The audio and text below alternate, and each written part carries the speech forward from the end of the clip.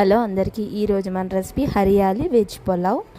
ఇది లంచ్ బాక్స్కి best recipe. Masala కాకుండాను చాలా బాగుంటుంది. తప్పకుండా ట్రై చేయాల్సిన రెసిపీ అని చెప్పుకోవచ్చు అనమాట. ఒక మిక్సీ జార్ తీసుకొని అందులో కొంచెం పుదీనా, ఎక్కువ కొత్తిమీర, మీ కారానికి తగ్గట్టు మిర్చి, అల్లం, వెల్లుల్లి వేసుకొని వాటర్ పోసి మంచిగా మిక్సీ పట్టుకోండి.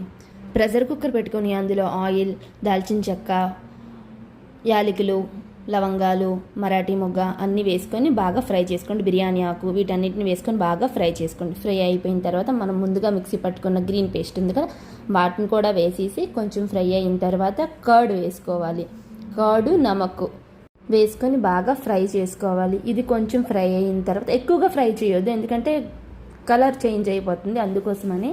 తర్వాత మనం ముందుగా కట్ చేసుకున్న వెజిటేబుల్స్, నేనైతే బఠానీ వేసుకుంటున్నాను, అందుకే ఈ స్టేజ్లోనే వేసుకుంటాను. బఠానీ, పొటాటో, క్యారెట్, ఇంకా మిల్ మేకర్ టేస్ట్ అయితే బాగుంటుంది, వీటిని అయితే వేసుకుంటాను. మీరు ఫ్రోజన్ది వేసుకోవాలంటే లాస్ట్లో యాడ్ చేసుకోండి, సరిపోతుంది.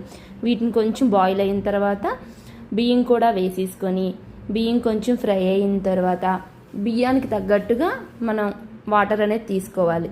రైస్కి తగ్గ వాటర్ తీసుకొని పోసేసుకొని, ఇందులో ఎటువంటి మసాలాలు కూడాను మరి మనం యూస్ చేయట్లేదు అనమాట. అందుకనే ఇది టూ స్పైసీగా కాకుండాను బాగుంటుంది. తప్పకుండా ట్రై చేయండి. బాయ్ మరి.